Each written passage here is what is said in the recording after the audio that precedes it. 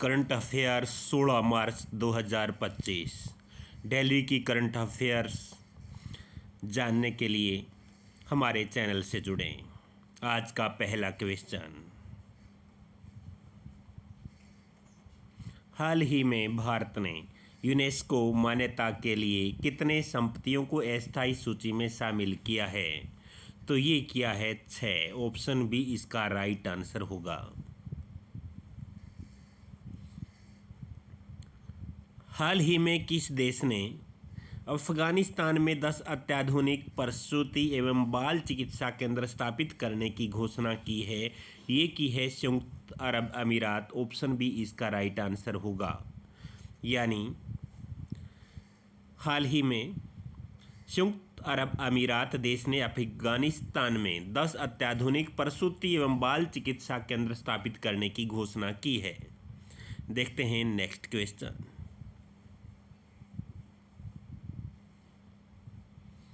भारत किस देश में प्रत्यक्ष विदेशी निवेश का शीर्ष स्रोत बनकर उभरा है? तो ये है दुबई में। ऑप्शन सी इसका राइट आंसर होगा। देखते हैं नेक्स्ट क्वेश्चन, हाल ही में खान मंत्रालय ने किस राज्य सरकार के सहयोग से देश की पहली अन्वेषण लाइसेंस की नीलामी का शुभारंभ किया है? ये क्या है? गोवा। ऑप्शन बी इसका राइट आंसर होगा।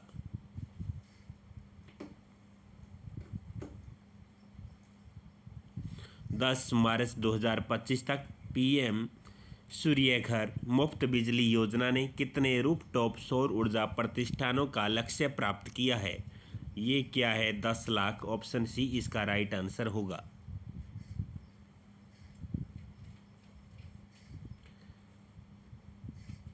हाल ही में किस तारीख को नदियों के लिए अंतर्राष्ट्रीय कार्य दिवस मनाया गया है? ये है 14 मार्च। ऑप्शन सी इसका राइट आंसर होगा।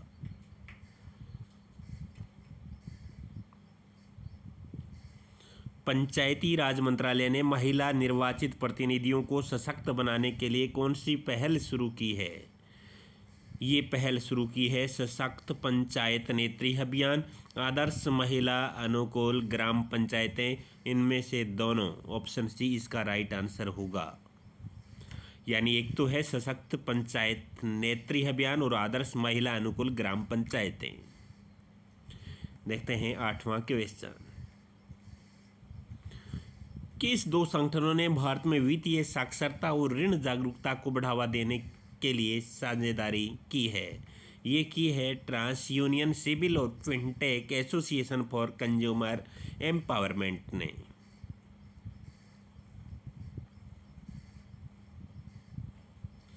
हाल ही में किस मंत्रालय ने युवा लेखकों को मार्गदर्शन देने की प्रधानमंत्री योजना पीएम युवा 3.0 का शुभारंभ किया है? ये किया है जी शिक्षा मंत्रालय ने। युवा लेखकों के मार्गदर्शन के लिए प्रधानमंत्री पीएम युवा 3.0 का शुभारंभ किया है।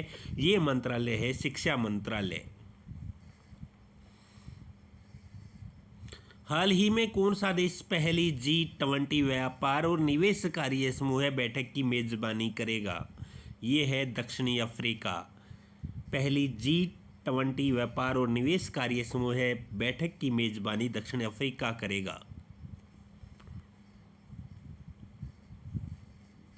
निम्नलिखित में से किस तारीख को विश्व उपभोक्ता अधिकार दिवस मनाया जाता है? ये मनाया जाता है 15 मार्च। ऑप्शन ए इसका राइट आंसर होगा।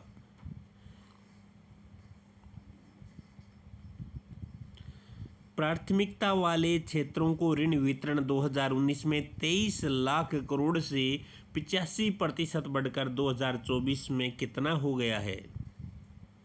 ये हो गया है 32.2 लाख करोड़।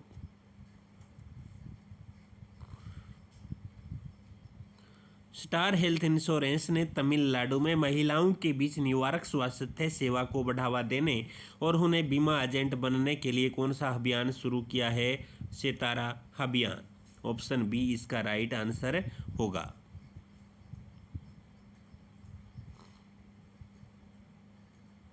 ये हो गया। इसके बाद 14वां क्वेश्चन देखते हैं, हाल ही में भारतीय राष्ट्रीय अभिलेखागार ने स्थापना दिवस मनाते हुए ज्ञान भारतम मिशन का शुभारंभ किया है। ये कौन सा नंबर का था? 135वां, यानी डी इसका राइट आंसर होगा। हाल ही में 7वीं बार एशिया का सर्वश्रेष्ठ एयरपोर्ट घोषित किया है दिल्ली अंतर्राष्ट्रीय हवाई अड्डा। ये 7वीं बार एशिया का सर्वश्रेष्ठ एयरपोर्ट घोषित हुआ है दिल्ली अंतर्राष्ट्रीय हवाई अड्डा। ऑप्शन ए इसका राइट आंसर होगा।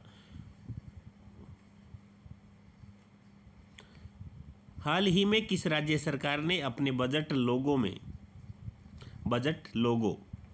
में आर के रुपए के स्थान पर तमिल अक्षर इसका उपयोग किया है? तो ये है तमिलनाडु। ऑप्शन सी इसका राइट आंसर होगा।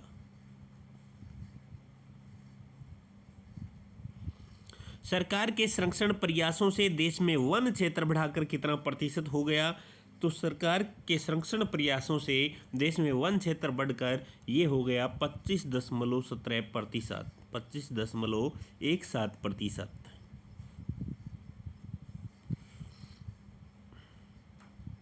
उत्तर प्रदेश सरकार ने कहाँ में देश का पहला स्थायी कलाग्राम स्थापित करने की घोषणा की है? तो ये है जी प्रयागराज में। कहाँ पर? प्रयागराज। ऑप्शन बी इसका राइट आंसर होगा। यानी प्रयागराज में स्थायी कलाग्राम स्थापित करने का निर्णय लिया है कौन सी सरकार ने भाई? उत्तर प्रदेश सरकार ने। हाल ही में किस राज्य सरकार ने प्रत्येक विधायक के लिए स्थानीय क्षेत्र विकास हेतु सालाना 3 करोड़ रुपए आवंटित करने का निर्णय किया है? तो ये है जम्मू और कश्मीर। ऑप्शन सी इसका राइट आंसर। यानी जम्मू और कश्मीर की जो सरकार है उसने प्रत्येक विधायक के लिए स्थानीय क्षेत्र विकास हेतु सालाना 3 करोड़ रुपए आवंटित करने का निर्णय लिया है। आगे देखिएगा, 12 मार्च 2025 को कहाँ जल स्थिरता सम्मेलन 2025 का आयोजन किया गया? जल स्थिरता सम्मेलन 2025 का आयोजन नई दिल्ली में हुआ था। ऑप्शन डी इसका राइट आंसर होगा। हाल ही में किसने शांति, करुणा, स्थिरता की संस्कृति को बढ़ावा देने के लिए गोल्ड मरकरी अवार्ड 2025 जीता? दलाई लामा। ऑप्शन सी इसका राइट आंसर होगा। यानी दलाई लामा है, उसने शांति, करुणा और स्थिरता की संस्कृति को बढ़ावा देने के लिए गोल्ड मरकरी अवार्ड 2025 जीता है। देखते हैं नेक्स्ट। भारत किस देश को पीछे छोड़कर दुनिया का दूसरा सबसे बड़ा सड़क नेटवर्क बन गया है? चीन। यानी भारत चीन देश को पीछे छोड़कर दुनिया का दूसरा सबसे बड़ा सड़क नेटवर्क बन गया है। हाल ही में किस राज्य ने वर्ष 1947 से अब तक की विधानसभा की कार्यवाही जानने के लिए सर्च इंजन लॉन्च किया है? ये है पंजाब। बी इसका राइट आंसर होगा।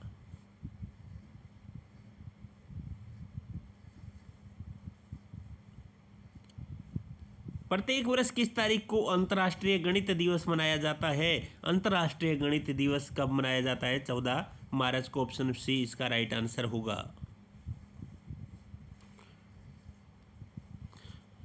दुनिया की सबसे बड़ी घरेलू रूफटॉप सोलर पहल ने 10 मार्च 2025 तक कितने लाख के घरों के आंकड़े को पार कर लिया है? ये है 10 लाख। ऑप्शन बी इसका राइट आंसर होगा। हाल ही में भारत और किस देश ने अपने संबंधों को रणनीतिक साझेदारी तक बढ़ाने का निर्णय लिया है? ये है मॉरिशस। ऑप्शन सी इसका राइट आंसर होगा। यानी मॉरिशस में हाल ही में जो भारत और मॉरिशस ने अपने संबंधों को रणनीतिक साझेदारी तक बढ़ाने का निर्णय लिया है। हाल ही में फेडरल बैंक ने किस अभिनेत्री को अपना पहला ब्रांड एम्बेसडर नियुक्त किया है? ये है विद्या बालन को। फेडरल बैंक ने विद्या बालन अभिनेत्री है, उसको पहला ब्रांड एम्बेसडर नियुक्त किया है। केंद्र सरकार ने दाल की कीमतों को नियंत्रित करने हेतु उड़द दाल के मुक्त आयात को कब तक बढ़ा दिया है? ये बढ़ा दिया है 21 मार्च 2026 तक। देखते हैं नेक्स्ट। वर्तमान में कौन सा देश दुनिया का तीसरा सबसे बड़ा मेट्रो रेल नेटवर्क वाला देश है? ये है भारत। ऑप्शन सी इसका राइट आंसर होगा। मेट्रो रेल नेटवर्क वाला देश, तीसरा सबसे बड़ा देश है दुनिया का भारत। हाल ही में एक रिपोर्ट के अनुसार भारत कहाँ 3.018 अरब डॉलर निवेश के साथ शीर्ष विदेशी निवेशक बन गया? ये है दुबई। ऑप्शन सी इसका राइट आंसर होगा।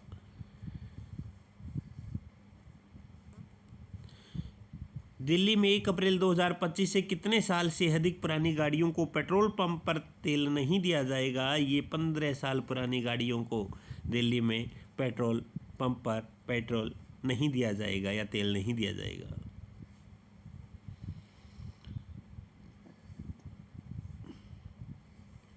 हाल ही में किस अंतरिक्ष एजेंसी ने ब्रह्मांड की उत्पत्ति का अध्ययन करने के लिए स्पेक्स दूरबीन लॉन्च किया है? ये है नासा ने किया है भाई।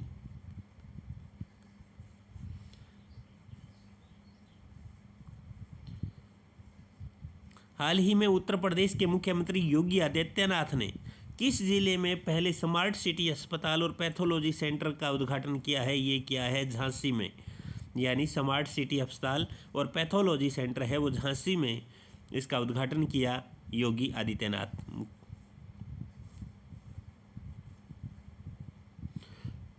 हाल ही में जारी सिफरी की रिपोर्ट के अनुसार 2020 से लेकर 2024 की अवधि में दुनिया में प्रमुख हथियारों का सबसे बड़ा आयातक देश कौन सा है?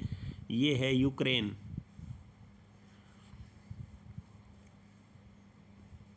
हाल ही में भारत और किस देश ने नौसेनाओं द्वारा संयुक्त अभ्यास बोंगो सागर 2025 किया गया? ये है बांग्लादेश में। बांग्लादेश में या भारत और बांग्लादेश की नौसेनाओं के द्वारा बोंगो सागर 2025 का अभ्यास किया गया है। हाल ही में एसबीआई की अस्मिता ऋण योजना के तहत किन महिलाओं को बिना गारंटी के कम ब्याज दर से ऋण प्रदान किया जाएगा? महिला उद्यमियों को। यानी हाल ही में जो शुरू एसबीआई की अस्मिता ऋण योजना के तहत महिला उद्यमियां जो उद्यम करते हैं, उद्योग से जुड़ी हुई हैं, उन उद्यमियों को बिना गारंटी के कम ब्याज दर पर ऋण प्रदान किया जाएगा। हाल ही में प्रधानमंत्री नरेंद्र मोदी किस देश में अटल बिहारी वाजपेयी लोक सेवा और नवाचार संस्थान का उद्घाटन किया है? ये क्या है? मॉरिशस। ऑप्शन डी इसका राइट आंसर होगा मॉरिशस।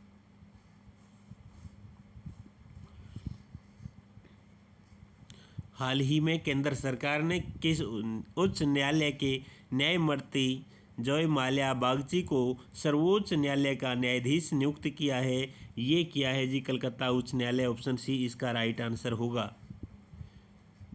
यानी हाल ही में केंद्र सरकार ने कलकत्ता उच्च न्यायालय के न्यायमूर्ति जय माल्या बागची को सर्वोच्च न्यायालय का न्यायाधीश नियुक्त किया है। वर्ष 2024-25 में भारत का खरीफ उद्यान उत्पादन 1663.91 लाख मीट्रिक टन और रबी खाद्यान्न उत्पादन कितने लाख मीट्रिक टन तक अनुमानित है? ये है जी ऑप्शन डी इसका राइट आंसर होगा 1645.27 लाख मीट्रिक टन।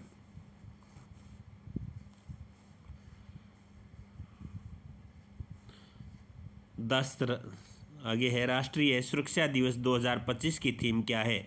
राष्ट्रीय सुरक्षा दिवस 2025 की थीम क्या है? सुरक्षा और कल्याण विकसित भारत के लिए महत्वपूर्ण है।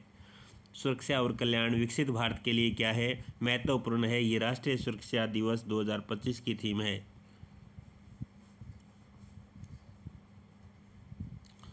भारत कब तक देश की पहली हाइड्रोजन ईंधन से चलने वाली ट्रेन लॉन्च करेगा? 31 मार्च को। ऑप्शन ए इसका राइट आंसर है कि भारत 31 मार्च तक देश की पहली हाइड्रोजन ईंधन से चलने वाली ट्रेन लॉन्च करेगा। हाल ही में भारत ने किस देश के आयातित जल उपचार रसायन पर $986 प्रति टन तक डंपिंग रोधी शुल्क लगाया है? ये लगाया है चीन और जापान पर।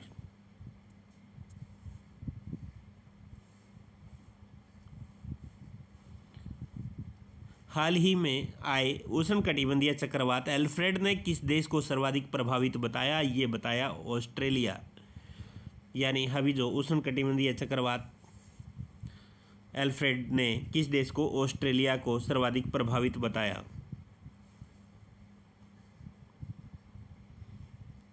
हाल ही में केंद्र सरकार ने किस न्यायालय में दोषी सांसदों और विधायकों के चुनाव लड़ने पर आजीवन प्रतिबंध लगाने की याचिका का विरोध किया है? तो ये क्या है, सर्वोच्च न्यायालय ने।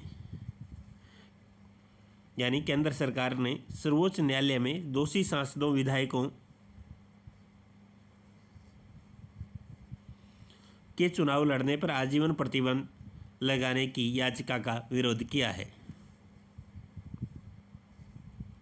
हाल ही में किस देश ने प्रति लाख जीवित जन्मों पर 100 मातृ मृत्यु दर का लक्ष्य हासिल कर लिया है? ये है भारत ने। ऑप्शन बी इसका राइट आंसर होगा। आज के लिए बस इतना ही क्वेश्चन थे। यदि वीडियो पसंद आए तो वीडियो को लाइक करना, चैनल को सब्सक्राइब करना और ज़्यादा से ज़्यादा अपने दोस्तों में शेयर करना। डेली की करंट अफेयर सुनने के लिए हमारे चैनल को सब्सक्राइब करें। Thank you for watching. मिलते हैं कल